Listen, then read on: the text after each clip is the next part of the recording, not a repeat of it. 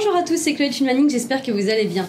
J'ai le plaisir de vous retrouver dans un format un peu différent aujourd'hui car je me trouve à Tahiti pour l'événement PIX organisé par Helmut Banner et toute la team du Journal du Coin.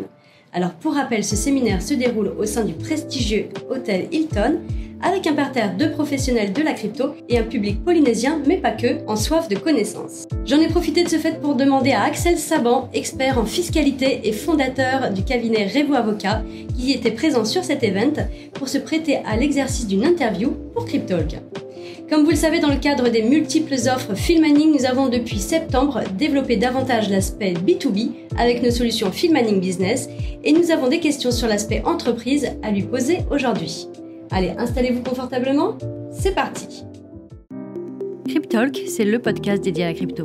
Alors chaque vendredi, où que vous soyez, embarquez-nous avec vous. Bonjour Axel, je suis ravie de te retrouver aujourd'hui dans ce cadre aussi magnifique qu'improbable pour faire cette interview.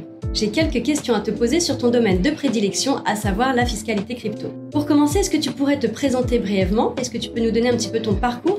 Et qu'est-ce qui t'a poussé à faire du sujet crypto une spécialité? Bonjour et merci à toute l'équipe Filmmanning de me recevoir dans le cadre du PIX. Alors, mon parcours commence en 2017 sur la fiscalité crypto où j'ai découvert le Bitcoin et j'ai été tout de suite séduit par les promesses de décentralisation et le fait de pouvoir redonner du pouvoir aux utilisateurs. La fiscalité crypto, en fait, quand je me suis lancé, quand j'ai découvert le Bitcoin en 2017, j'ai pu constater qu'il y avait assez peu, voire absolument aucune source fiable pour pour obtenir des informations sur le traitement fiscal des différentes opérations sur la crypto qui présente toute une grande spécificité. J'ai donc décidé de me lancer et d'allier mes deux passions, la fiscalité et les actifs numériques. Très bien. Pour commencer, quel est l'intérêt, selon toi, pour une société de dynamiser et de diversifier sa trésorerie en crypto-monnaie? Est-ce que tu conseilles de le faire ou pas? Et est-ce que tu aurais des bonnes pratiques à nous conseiller? Alors, conseiller de le faire sans que ce soit un conseil d'investissement, évidemment, dans la mesure où, à titre personnel, je reçois entre 50 et 70% de mes honoraires mensuels en actifs numériques, donc que ce soit au niveau des paiements ou au niveau de l'investissement pur et dur. Oui, je serais bien mal placé pour dire que c'est un mauvais choix.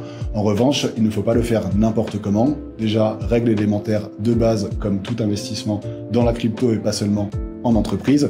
Toujours avoir en crypto un maximum correspondant à ce que vous êtes potentiellement prêt à perdre. Vous voyez que c'est toujours un actif volatile. Deuxième point qui va être spécifique aux entreprises, c'est toujours, dans une certaine mesure en particulier, toujours bien anticiper les impacts fiscaux de ces investissements, que ce soit au titre des paiements, étant donné qu'il y a des obligations notamment liées à la TVA ou à l'impôt sur les sociétés, ou au titre de ces investissements, et là on va plutôt rester sur la problématique impôt sur les sociétés.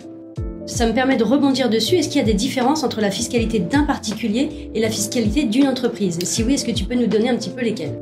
Il y a beaucoup de différences. Pour les particuliers, on va parler de plusieurs fiscalités des particuliers, étant donné que ce n'est absolument pas uniformisé. La fiscalité des particuliers, dont on entend souvent parler, c'est la fiscalité des plus-values, avec cette exonération crypto qui est en place depuis 2019. En réalité, ça ne correspond qu'à une catégorie d'imposition, et il existe une multiplicité de catégories d'imposition pour les particuliers, que ce soit au titre des opérations de mining, de staking, de lending, et évidemment de plus-value. À l'inverse, pour les entreprises, on va avoir une vision beaucoup plus harmonisée, étant donné que le résultat taxable d'une entreprise, le bénéfice d'une entreprise assujettie à l'impôt sur les sociétés, dépend de son résultat comptable. Et qui dit résultat comptable, dit règles comptables uniformisées. Après, évidemment, en fonction du type d'opération que vous allez réaliser, il va y avoir différents schémas de comptabilisation. En revanche, les règles de base, elles, sont inchangées. Est-ce qu'une entreprise doit évaluer la plus-value latente en cas d'échange crypto à crypto? Alors, pour l'échange crypto à crypto, effectivement, on va devoir évaluer la plus-value latente, même si, pour des questions comptables, on ne parle pas de plus-value latente lorsqu'on fait un échange crypto-crypto, étant donné que, encore une fois, pour des questions comptables, le simple fait de mobiliser, de mouvementer ces actifs numériques, crée une écriture comptable qu'il va falloir faire apparaître dans le fichier des écritures comptables. En revanche, lorsqu'on est vraiment purement en plus-value latente, c'est-à-dire que vous êtes un holder pur, vous détenez du Bitcoin et vous ne le vendez pas contre d'autres actifs numériques ou contre des euros, aucun besoin de comptabiliser ces plus-values latentes. En revanche, les holders purs vont pouvoir comptabiliser leur moins-value latente. Donc, échange crypto-crypto ou crypto-euro, on comptabilise les plus-values ou les moins-values, parce que c'est justement un fait générateur d'une écriture comptable. Lorsqu'on est purement en latent, on ne prend en compte que les moins-values.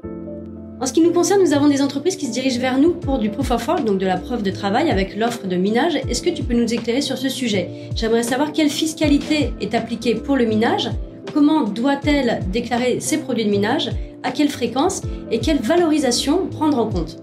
Alors, pour des questions comptables, toujours ces questions comptables, on va être dans une entreprise à l'impôt sur les sociétés sur un régime de détermination du résultat en fonction des créances acquises d'aide certaine. On ne va pas partir sur la prospection en matière de minage, comme c'est souvent le cas en matière de créances acquises d'aide certaine. On va comptabiliser les produits du minage au jour où vous en avez la libre disponibilité. C'est-à-dire que vous êtes en capacité, que vous les déteniez vous-même ou que votre prestataire les détienne, vous êtes en capacité de faire un claim de vos rewards, de les rapatrier sur un cold wallet ou de les envoyer sur une autre plateforme. Par exemple, si vous avez la possibilité de bouger vos actifs numériques que le premier du mois, dans ces cas-là, c'est le premier du mois et chaque premier du mois que vous allez comptabiliser les actifs numériques qui ont été minés au cours du mois précédent. Pour la valeur d'acquisition, on va prendre en compte la valeur, le cours au jour où vous êtes en capacité d'opérer des mouvements sur les actifs numériques. Donc pour reprendre l'exemple précédent et qui est appliqué chez Phil Mining, tous les premiers du mois, vous regardez le nombre d'actifs numériques qui est envoyé en reward sur votre portefeuille, vous regardez le cours au jour de cet envoi et vous faites une simple multiplication pour savoir quel est le montant à comptabiliser dans votre fichier des écritures comptables. Est-ce que pour toi, il y a du sens, pour un particulier qui souhaite investir dans les machines de minage, donc dans le proof of work, de créer une société pour ne pas impacter sa fiscalité personnelle? Est-ce que tu aurais des conseils à ce sujet? Cela a du sens, et ça permet de rebondir sur la diversité des régimes fiscaux applicables aux particuliers qui étaient évoqués en début de ce talk. Pour les particuliers qui minent des actifs numériques, on n'est pas dans un régime de plus-value, on est dans un régime de bénéfice non commercial, de BNC. Et dans le cadre du régime BNC, on considère que les actifs numériques sont constitutifs d'une recette au jour de leur encaissement, donc toujours au jour de la libre disponibilité, et on va les comptabiliser, les prendre en compte à leur valeur au jour de l'encaissement. En revanche, en cas de cession en euros dans la foulée, on va être dans un régime de plus-value, et donc on pourrait avoir potentiellement une double imposition, étant donné que le régime de plus-value applicable aux particuliers prend en compte la valeur totale de votre portefeuille. Donc si vous minez des actifs numériques et que dans votre portefeuille total, vous avez d'autres actifs sur lesquels vous êtes en plus-value très importante, le fait de revendre immédiatement après avoir miné les cryptos va vous forcer à sortir un peu de votre plus-value sur vos autres actifs, ce qui peut être pénalisant. À l'inverse, lorsque vous faites du minage dans une société, vous allez pouvoir opérer de la ségrégation de fonds, et lorsque vous allez miner des actifs numériques, votre portefeuille global sur lequel vous êtes en plus-value ne sera pas impacté, et pour des questions comptables, vous allez recevoir les actifs numériques minés à leur valeur au jour de réception. Si vous les convertissez en euros dans la foulée, c'est un simple mouvement d'écriture comptable, un simple mouvement de trésorerie, et vous n'allez pas vous prendre d'imposition complémentaire, étant donné que si vous minez pour 1000 et que vous revendez pour 1000, cette revente n'entraîne aucune conséquence fiscale. Très bien. Est-ce que du coup ça se passe pareil pour les revenus de stacking ou encore les revenus de DeFi? C'est proche, ça va dépendre du type de stacking et de DeFi. En réalité, ce qu'on entend par stacking et par DeFi n'a pas de réalité juridique ou fiscale. Il faut toujours vérifier quelle est l'opération juridique ou fiscale qui est en cause pour connaître le traitement qu'on va lui attribuer. Je vais donner un exemple. Il y a certains protocoles de DeFi qui reposent sur des mécanismes de double échange crypto-crypto. Vous mettez en dépôt vos actifs numériques, vous recevez un actif numérique miroir qui représente votre dépôt, et au terme de la période de dépôt, vous allez rééchanger cet actif numérique contre votre dépôt avec un rendement, donc vous allez revendre plus cher. Donc là, on est sur une opération crypto-crypto. Sur d'autres protocoles de DeFi ou de stacking, on va plutôt être sur de l'assimilation à des revenus de capitaux mobiliers. Donc, il faut toujours, encore une fois, regarder quelle est l'opération juridique en cause. L'avantage de la fiscalité en entreprise, à l'impôt sur les sociétés, c'est que ça va apporter un cadre global, lisible, où, quelle que soit la qualification, on va pouvoir adopter des traitements comptables similaires. Pour les particuliers, ça va générer beaucoup de complexité. Est-ce que tu peux nous dire, Axel, quelle est ta typologie de clients ? Alors, les clients qui viennent au cabinet Revo Avocat ont tous une problématique, c'est la problématique fiscale, étant donné que le cabinet traite uniquement les problématiques fiscales et ne traite absolument pas les problématiques réglementaires ou juridiques. Deuxième contrainte dans le cabinet, c'est qu'on traite quasiment que de la fiscalité crypto, en tout cas à 99% de la fiscalité crypto. Par contre, si la personne est concernée par une problématique fiscale crypto, le champ d'intervention du cabinet est plutôt large. Ça va concerner tant les holders de très longue date que les traders, y compris des traders professionnels.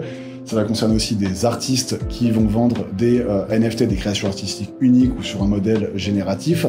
Également des levées de fonds par émission de tokens, donc les ICO, ou par émission de NFT. Bref, ça va être assez large. On peut aussi avoir des développeurs qui travaillent pour des protocoles de finances décentralisées ou pour DAO, des personnes qui décident de créer justement des organisations décentralisées pour des projets visant à redonner de la gouvernance aux utilisateurs. C'est assez large, un seul mot d'ordre, fiscalité et crypto. Merci beaucoup Axel pour ton intervention. N'hésitez pas à revenir vers Axel si vous avez la moindre question. Il est disponible sur ses réseaux sociaux. Je vous mettrai également en barre d'infos l'adresse mail du cabinet. Je te remercie pour ton intervention et je te dis à très bientôt. Merci à toute l'équipe de Filmining et à bientôt. Moi, je vous laisse mettre un pouce vers le haut si toutefois vous avez aimé cette vidéo et que vous êtes sur YouTube. Je vous laisse mettre en favori si vous êtes sur une plateforme de streaming. Je vous dis à la semaine prochaine. C'était Chloé de Filmining. Prenez soin de vous.